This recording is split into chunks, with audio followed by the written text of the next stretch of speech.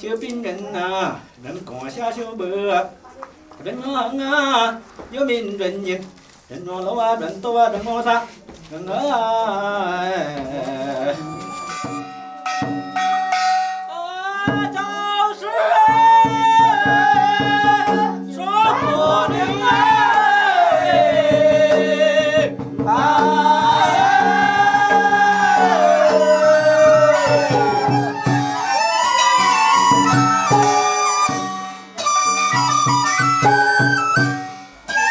Les commanditaires qui assistent au rituel font une offrande d'encens avec des bâtonnets de camphre et donnent de l'argent en remerciement.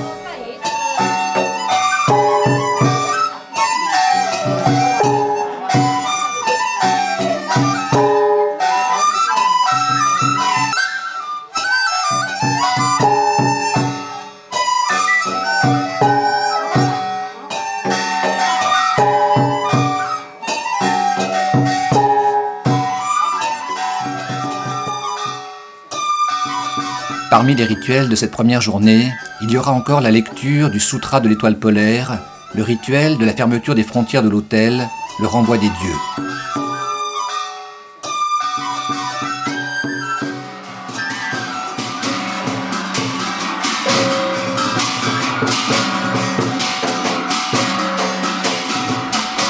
Le deuxième jour a lieu le grand rituel de l'envoi du mémoire, qui commence par le rite ésotérique de type alchimique du Jiaolei, l'appel du tonnerre.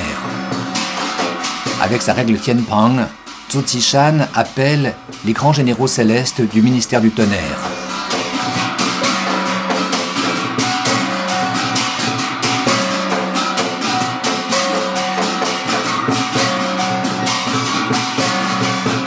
Il transforme son propre corps par des exercices d'alchimie interne, parcourt les constellations en faisant des pas mantiques, se fait l'alter ego des puissances célestes, utilise mudras et formules magiques pour convoquer les généraux divins Wang, Yin, Ma, Zhao, ainsi que Legong, le dieu du tonnerre, Dianmu, la mère des éclairs, Fangbo, le duc du vent, Yushi, le maître de la pluie.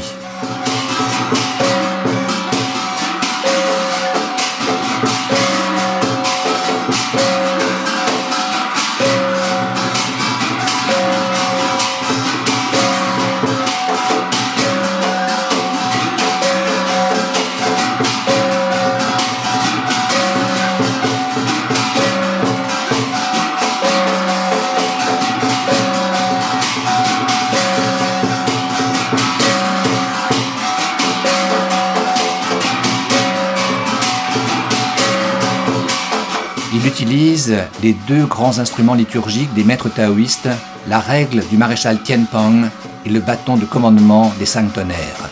Ces deux objets magiques, dont la force est censée renverser les montagnes, représentent le pouvoir de guérison et de transformation des maîtres thaumaturges qui subjuguent les forces du mal.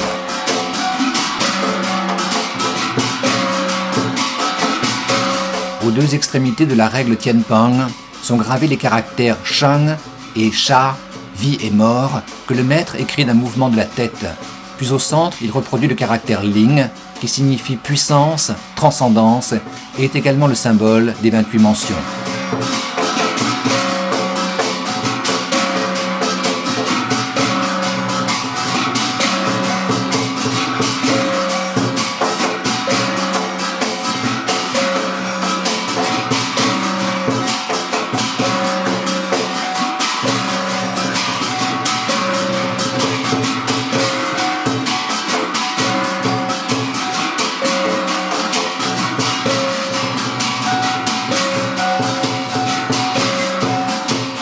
Il écrit avec sa règle le nom secret de la constellation du ciel Tiangong, et de la main gauche il fait le mudra des 7 patriarches, puis il frappe la table avec son bâton de commandement pour que ses ordres soient exécutés rapidement.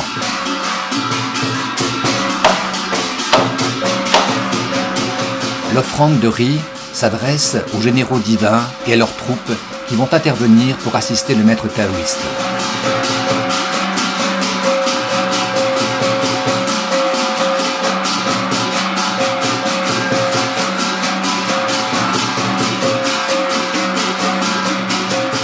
Il absorbe les souffles des constellations et du principe premier.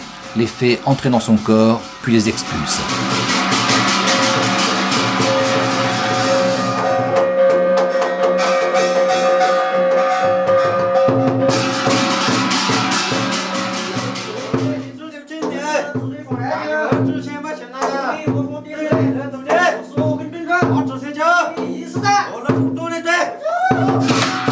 Il imite maintenant le maréchal Zhang, qu'il a invité à descendre. Il s'identifie à lui et l'incarne. Tourné vers le sud, il écrit la formule secrète qui ouvre les portes du ciel.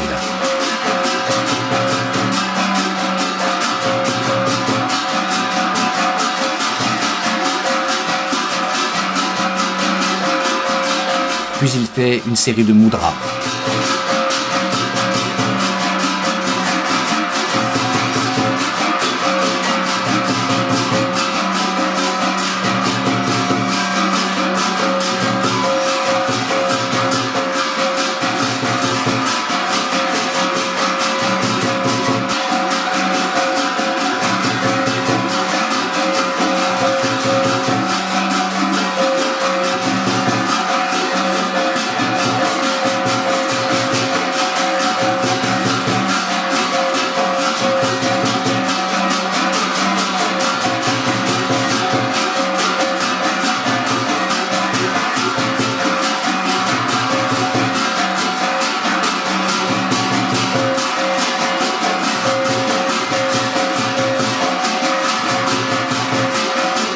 Puis il trace le nom secret du maréchal céleste Wang.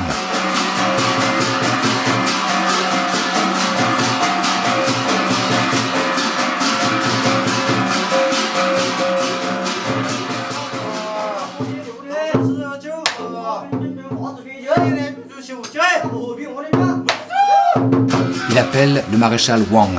Sa règle de Tianpeng figure l'épée que tient toujours le maréchal Wang, tandis qu'il fait de la main gauche le mudra des 7 patriarches, le majeur dressé.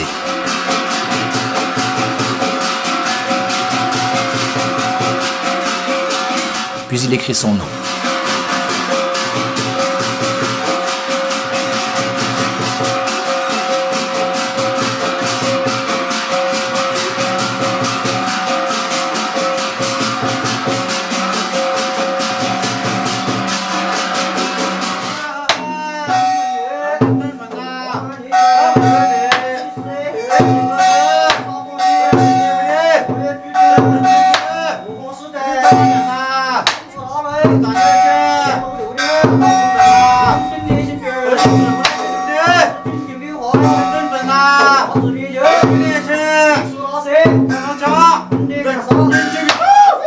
Avec son bâton de commandement, il appelle le maréchal Yin, qui est représenté brandissant une cloche. Il incarne le maréchal Yin.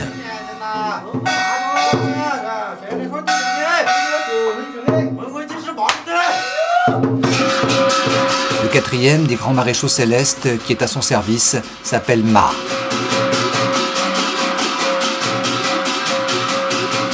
Et il écrit son nom.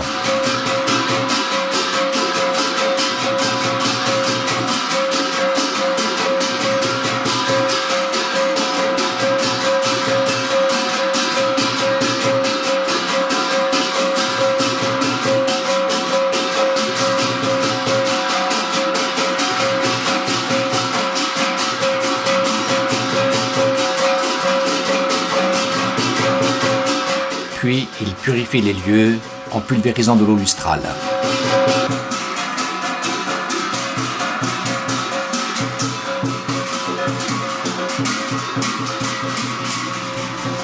La consécration des talismans avec du sang de coq a lieu devant l'autel extérieur sous les yeux de Hansin.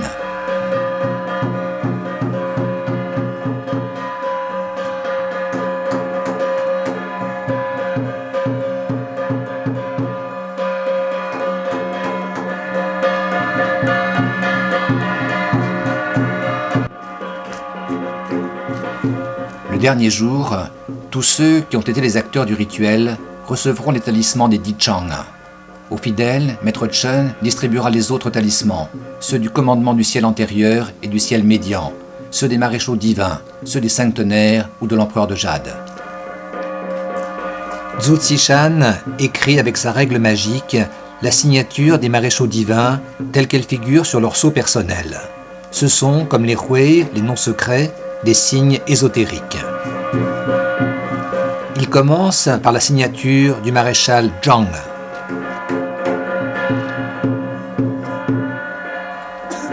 Suivi de celle du maréchal Wang.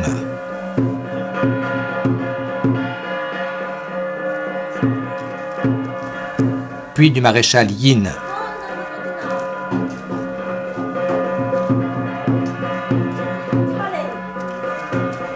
Et enfin du maréchal Ma.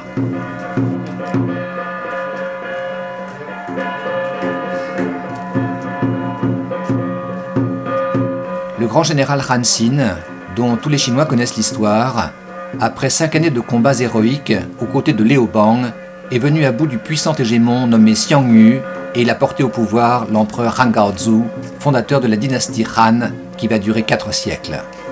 À sa mort, dit-on, le ciel a viré au noir et ses mânes se sont envolés vers les cieux où il est devenu un haut fonctionnaire de l'administration céleste. Son apothéose fait partie des grands mystères du taoïsme dans cette région du Hunan et l'histoire de sa vengeance contre l'empereur Han Gaozu est devenue une épopée locale, plus un drame liturgique que les taoïstes savent encore mettre en scène.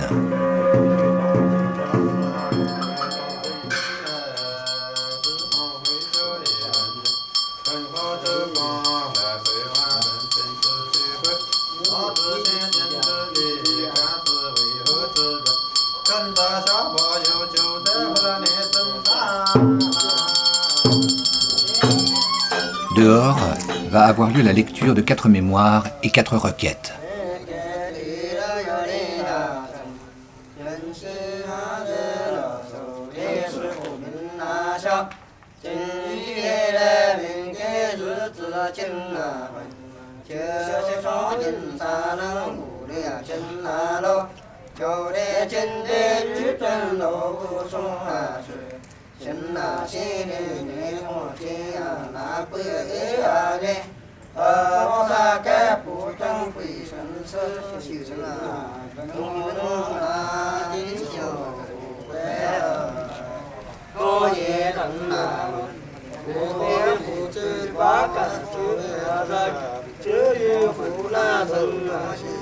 Pendant la lecture, le maître se prosterne respectueusement face contre terre.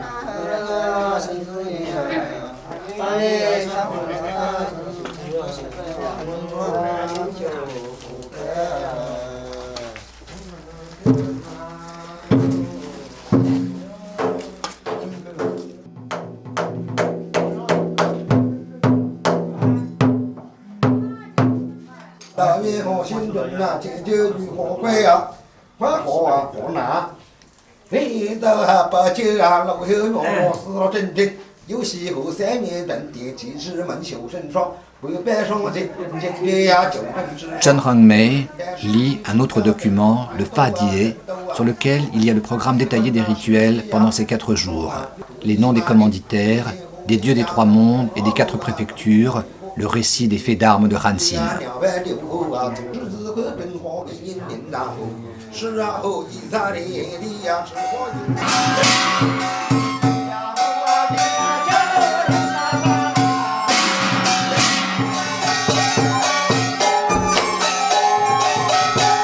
Le Fa Die va être brûlé. Il est enveloppé dans le Kaitian Fuming, le talisman qui ouvre les portes du ciel. Zhou Zishan le consacre en écrivant le Sheng Gong Hui.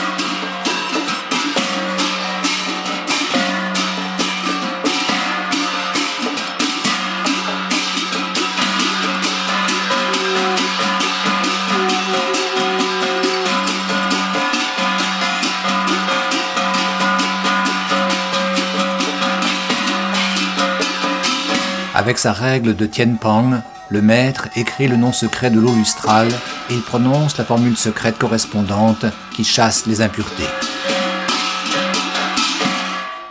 Il écrit ensuite le nom secret du ciel, de la terre et du Dzogchen, la spontanéité de la création, et il prononce la formule secrète correspondante.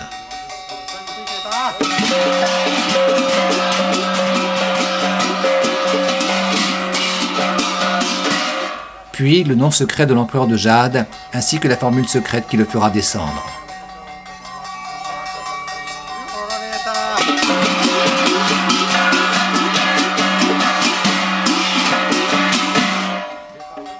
Le nom secret des agents du ciel, de la terre et de l'eau, qu'on appelle les trois officiers, est accompagné de l'hymne qui les fera se manifester.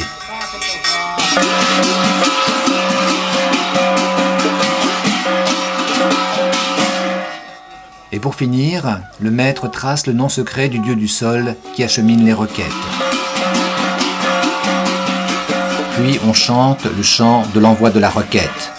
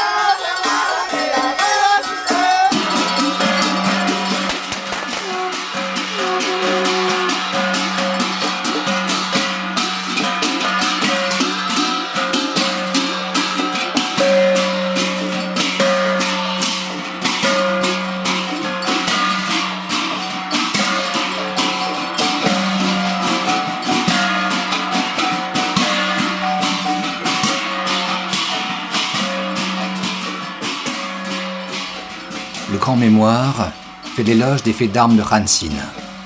Dans le Hunan d'autrefois, les conteurs devaient être nombreux à raconter son histoire.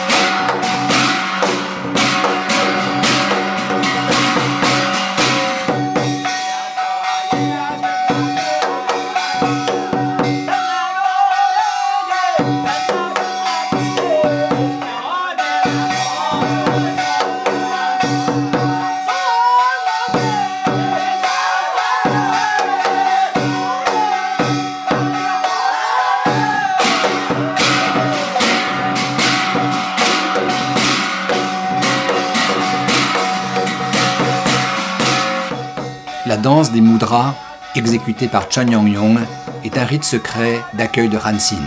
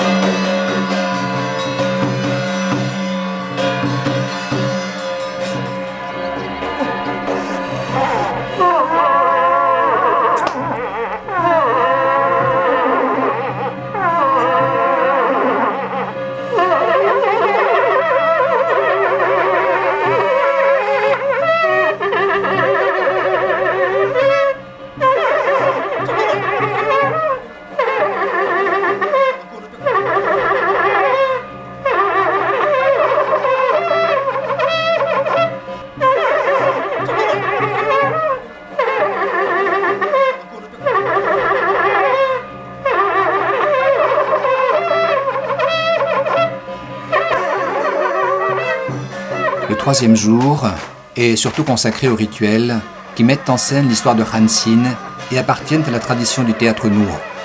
Mais ce qui est ici unique, c'est qu'il n'y a pas de scène de théâtre extérieur. L'apothéose de Han Sin est totalement intégrée au rituel.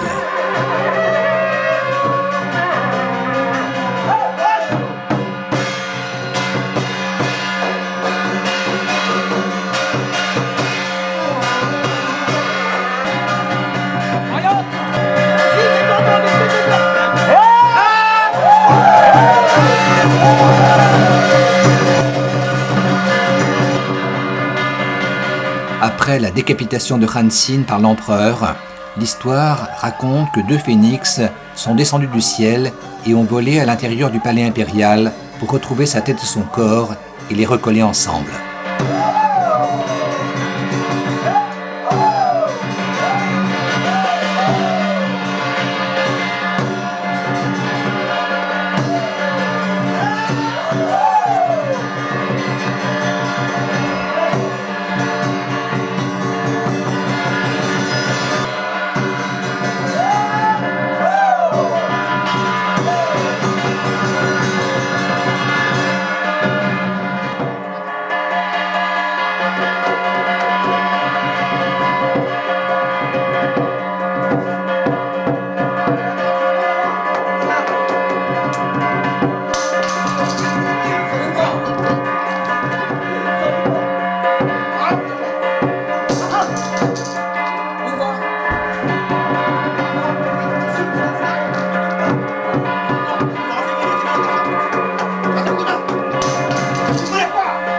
Une fois son corps recomposé, Maître Chan de Mei va procéder au rituel d'animation qu'on appelle le Kaiguang, l'ouverture des yeux, qui consiste à insuffler une âme dans le corps de la statue. Maître Chen commence à écrire un long talisman. Il trace un rond avec à l'intérieur un point qui s'appelle le Zhuzi, le souffle du maître primordial. Puis il écrit Cheling, j'ordonne.